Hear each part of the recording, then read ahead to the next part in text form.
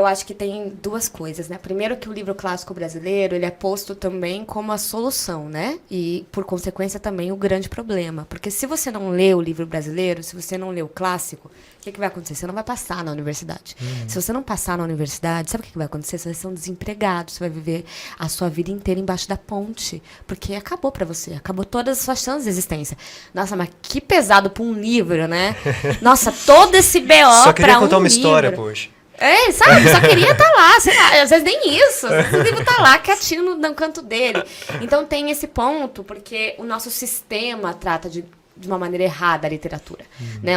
A gente se acostumou a falar dessa maneira. Tanto é que, assim, em 2022, a gente está debatendo se TikTok vale ou não vale. 2022, galera, passou, já chega. E se eu chego na academia, né, quando eu falo academia, na universidade, falo de redes sociais modernas, eu não falo, né? Eu não falo. Porque eu sou colocada em uma outra caixinha. Os acadêmicos não vão ver com bons olhos. Então, basicamente, é colocado dessa maneira a literatura. E aí, por consequência, a nacional, ou com exceções como de Portugal, né? Que aí tem Camões, Saramago até, que é mais contemporâneo, mas Fernando Pessoa, enfim. Que são livros que a gente até lê, né, com mais frequência, mas com um jeitinho abrasileirado, afinal de contas, fomos colônia de Portugal. E aí, sobre os livros gringos, né, os clássicos livros gringos, tem um ponto aí que é tradução. Tradução é uma bênção, né, cara? Tradução é uma bênção. Quando eu vou traduzir Jane Austen, eu possivelmente vou colocar numa literatura mais contemporânea, num jeito de falar de acordo com a minha época. Então, se você pega uma tradução de Jane Austen de 1856, você vai ter uma tradução, você vai ter um estilo de literatura. Se você pega uma Jane Austen numa tradução nova, agora, nas novas edições que estão rolando, sei lá, da Antofágica, por exemplo, é outra literatura. O tradutor, ele também é um produto do seu tempo, ele também está produzindo um livro para você que vai passar por ele, vai passar pelo vocabulário dele.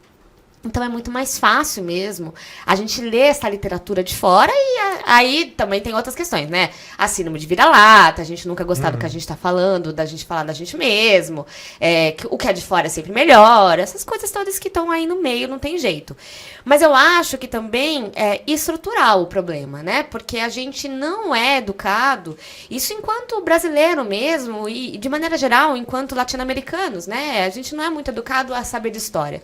A gente não é muito educado a entender que a nossa história é muito doida e muito legal e que tem muitas coisas que a gente só é o que a gente é hoje por conta do que aconteceu antigamente. E, claro, do que a gente está falando aqui, né? Da maneira que essas histórias são contadas. Porque quando a gente vai estudar história, é sempre de uma maneira chata, de uma maneira pedante, de uma maneira que não gera. Porque você fala, por que eu tenho que estudar isso? Sabe quando você vai estudar um negócio e fala, mas pra que eu não vou usar isso nunca na minha vida? E o spoiler, vai.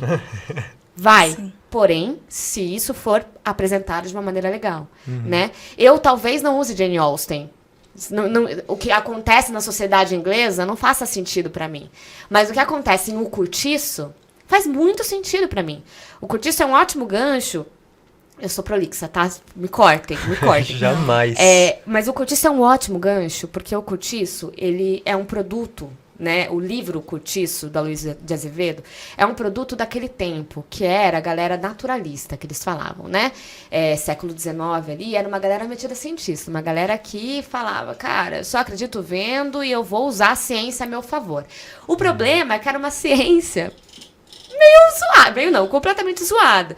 Era uma ciência que acreditava, por exemplo, numa criminologia racial, né? Então, assim, pessoas negras e indígenas têm mais tendência a cometer crimes do que pessoas brancas. Sabe esse tipo de coisa?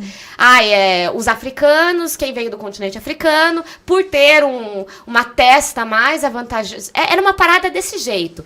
E aí, por consequência, né, esse lado científico aí que eles falavam, por consequência disso, a gente teve, até pouquíssimo tempo atrás, zoológicos humanos.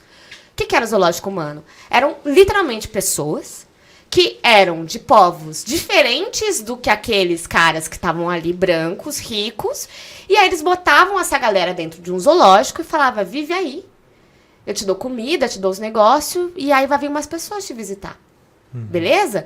O problema disso é que os tempos foram passando e a própria aquele próprio povo não vivia mais daquele jeito. É questionar, por exemplo, quem é mais ou menos indígena hoje em dia, sabe? Aí você não é indígena porque você usa o celular. Amor, deixa eu te explicar.